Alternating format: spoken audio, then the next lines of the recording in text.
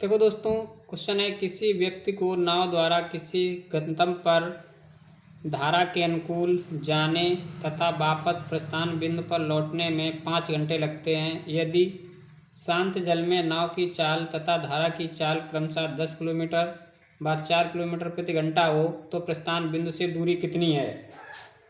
तो मुझे पता है यहाँ पे नाव की चाल कितनी है 10 और धारा की चाल कितनी है 4 किलोमीटर प्रति घंटा।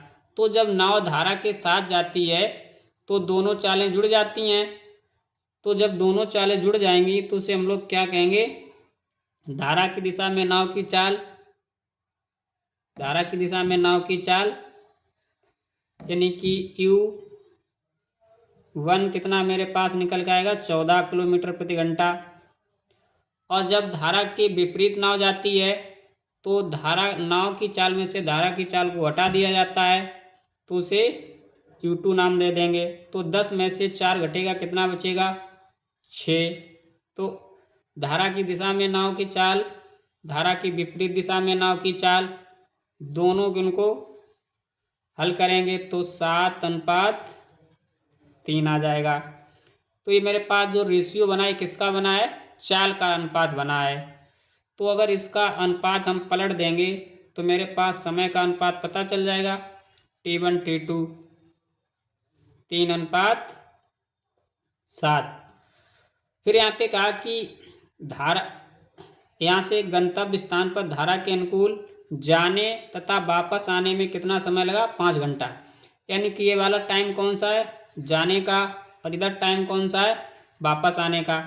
तो जाने और वापस आने में कितना टाइम लगा, कुल 10 घंटे। कितने, 10 घंटे। हमारे अनुसार 10 घंटे लगे हैं और क्वेश्चन के अनुसार कितना टाइम लगा है, 5 घंटे। तो यही 10 यूनिट बराबर 5 घंटा। तो 5 एकन 5, 5 दूनी 10। 1 यूनिट का मान कितना बना, 1/2 घंटा। तो जो 14 की चाल से गई थी तो उसने कितने यूनिट टाइम लिया, यहाँ पे 3 यूनिट। कितना लिया, 3 यूनिट दोस्तों। और 1 यूनिट को कितना मान है, 1/2। तो इसका मतलब क्या हो गया, यहाँ पे उसने कुल कितना टाइम लिया, 3/2 घंटे लिए हैं, 1.5 घंटा। ठीक है। जब वो 14 की चाल जाती तो उसने कितना टाइम लिया, 14 घंटा। तो फिर 14 की चाल से जाती तो उसने कितना टाइम लिया, 3/2 घंटे। तो फिर यहाँ से कुल उसने दूरी 1.5 घंटे में कितनी तय की हम निकाल सकते हैं।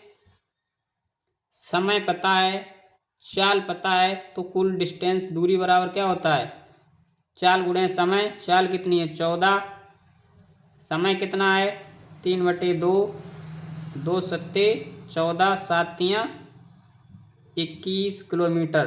तो दोनों स्थानों के बीच की दूरी कितनी है, 21 किलोमीटर दोस्तों। ठीक है। अब ये तो तुम्हें हो गया समझाने का तरीका कि क्वेश्चन को कैसे लगाओगे, एकदम बेसिक कॉन्सेप्ट।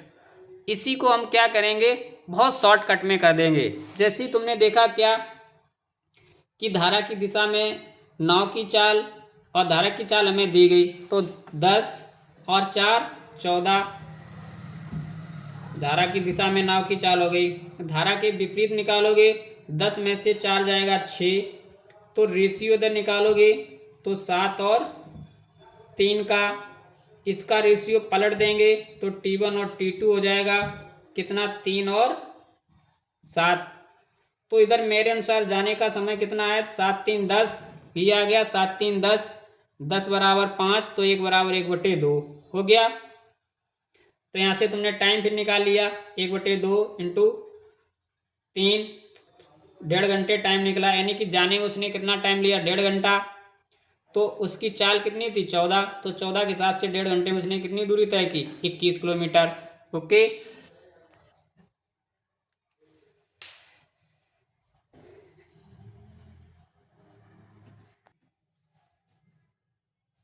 देखो दोस्तों, यहाँ पे क्वेश्चन क्या है दूसरा, क्या, एक मोटर बोट तथा जल धारा की चालें 36:5 के अनुपात में है।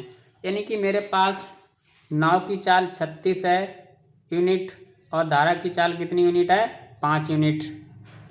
तो जब हम धारा की दिशा में नाव को चलाएंगे तो मेरे पास यहाँ से V1 कितना हो जाएगा, 36.5 41 यूनिट। और जब धारा के विपरीत नाव को चलाएंगे तो 36 से 5 चला जाए, कितना बचेगा, 31 यूनिट। ये धारा की दिशा में जाने की चाल है, इधर मेरे पास धारा के विपरीत दिशा में जाने की चाल है।